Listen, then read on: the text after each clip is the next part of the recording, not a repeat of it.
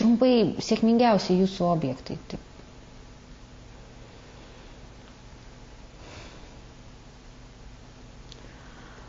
Labai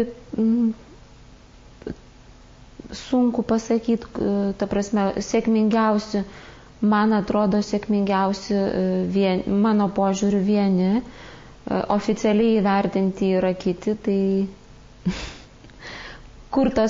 kokiais kriterijais remtis, gal tada galiu paminėti, o kur oficialiai įvertinti.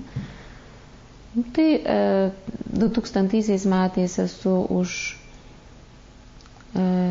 grafikos darbų ciklą Daina apie tėvynę, įrankio padavimas. Esu įvertinta Grand Prix grafikos parodoj ir už tai gavau stažuotę Franco Mazarelio centre Belgijoje, kur stažavausi ir 3 savaitės dirbau, kūriau tai, kas man buvo svarbu.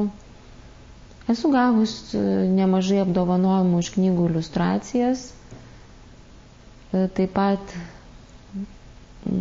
esu kelis kartus gavus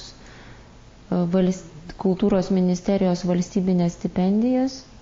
Tai dar kaip jaunųjų menininkų valstybinė stipendija ir dabar 2007-2009 metam esu gavus taip pat individualią valstybinę stipendiją.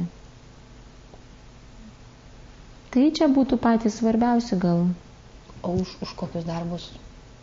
Valstybinė stipendija, tai tiesiog įvykdyti tam tikriem kūrybiniam projektam. O pačiai minėjai, kad kai kurie darbai ne valstybės vertinti, o pačios labiausiai vertinami.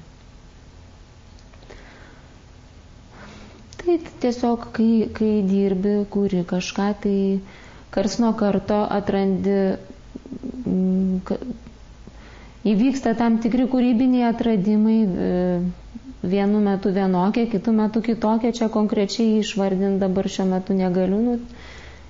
Tai kiekvienas kūrėjas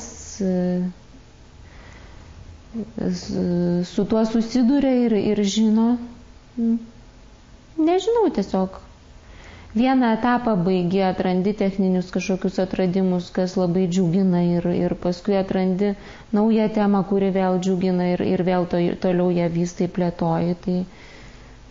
Tai tie, kas būtų individualu, čia vardinti pavadinimais nematau nei prasmės, nei tikslo.